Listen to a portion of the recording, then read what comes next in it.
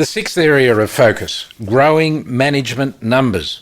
Well, why do you want to go to the trouble of growing the size of your rent roll? On the foot of page number 14, it provides you with the answer, the summary.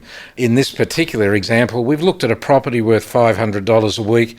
You're managing it for 8%. You're getting some ancillary fees, and the local current multiple for rent rolls is $2.50.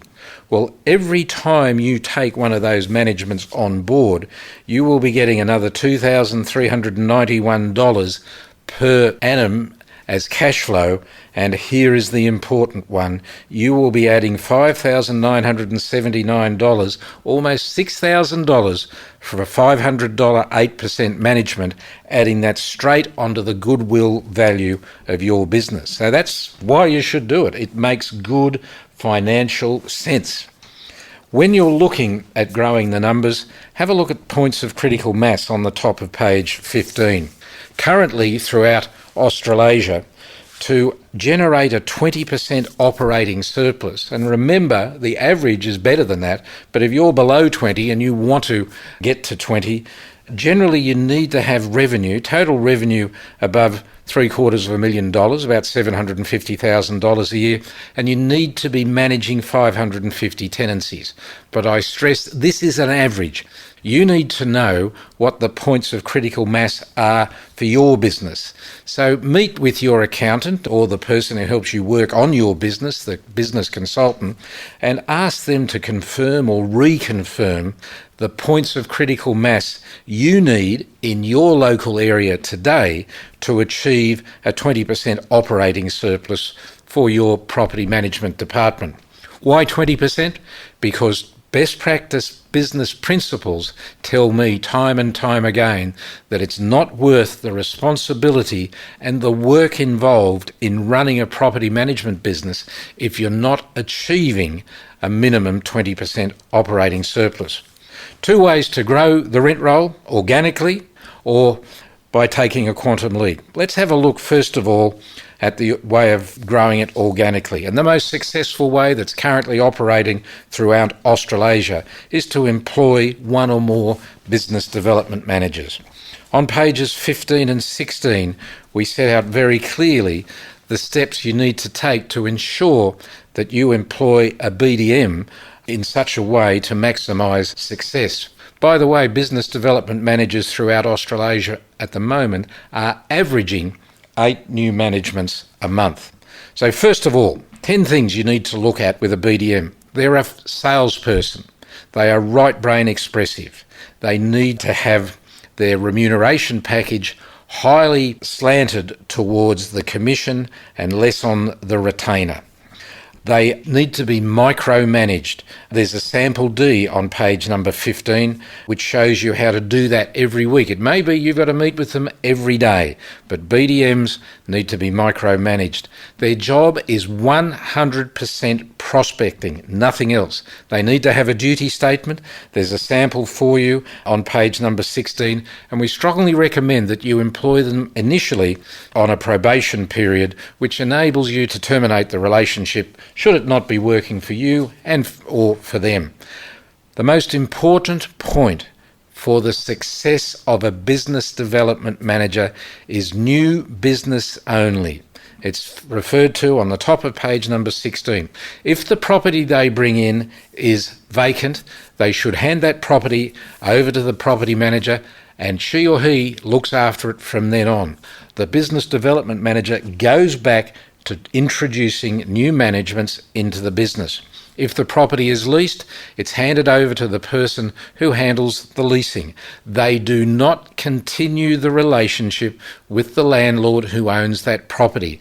Otherwise, they're going to be taking their focus off generating new business and acting as pseudo property managers or leasing manager. That's explained right up front to the new landlord or the prospective landlord when they come on board. By the way, with BDMs, you can afford to be very, very generous with their bonuses. Remember, if they bring in a new management, we showed before that they're bringing in almost $6,000 a year to the business's balance sheet, and on that 508% property, bringing in $2,400 a year in income. there will be, of course, other ancillary fees attached. So whatever the fee that you determine that you're going to pay them, be generous. They focus on income and earning more income. That's one of their prime motivators. Be generous, but do not pay them until you have been paid. So if you agree to provide the first 6 or 3 months commission, or you agree to provide one of the fees, make sure the agency gets paid before they get paid. That's organic growth. If we have a look at taking a quantum leap, if you're looking at doubling the size of your rent roll, it's going to take a long time to do it organically. The way to do that is to buy another rent roll. Listed on page number 17 are some of the things you need to consider when you're buying a rent roll. All of them are very, very important, but there's 2 areas I'd like to focus upon. Point number 2, the warranty period and the retention amount. Sure, you may see a rent roll come on the market for sale, which seems to be a very, very good price, but the vendor is not offering any warranties, so he's not guaranteeing that you're going to retain the managements, and she or he or they are not offering a retention amount. They're not allowing you to keep 10, 20, 30% of the purchase price in an interest-bearing deposit in joint names until that warranty period has expired. Strong recommendation from those who have purchased rent rolls successfully in the past. If the offered rent roll does not have a warranty period and a retention amount, stay away. Stay away, you're taking too big a risk. The second point I would draw to your attention on page number 17 is point number 6, the rate of commission charged and complementary fees. There are a lot of silly business owners at the moment trying to build their rent roll by slashing fees. By, instead of quoting 7 or 8 or 9 or whatever the going rate is in your area, they might be doing it for half that. And yes, they'll rapidly build up their rent roll. Problem is, when that property becomes vacant, there's no loyalty between the landlord and the business. When that property becomes vacant, they'll put it out on the open market and they'll give the management to the person who quotes the lowest fee to lease and or to manage. So when you're looking at a rent roll, analyse the commissions being charged, and where they're significantly less than the local going rate, discount your multiple accordingly. On the next page, page number 18, is a terrific template letter for you to use. The rent roll that you're going to buy will come from a real estate agency, usually operating within 8 kilometres of your office. For reasons that I've never been able to work out, residential agency proprietors just don't like to tell their competitors that they're thinking of selling. Here's a great way to find out if they're thinking of selling.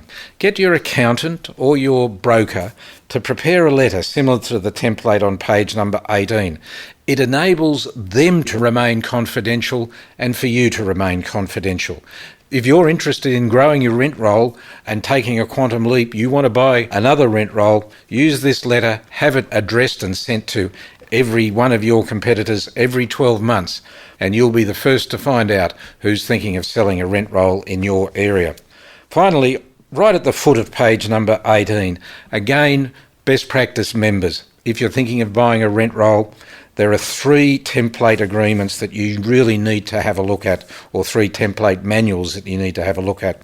PL2, the agreement for the sale purchase of a rent roll. PL69, 46 questions to ask the vendor when you're thinking of buying a rent roll.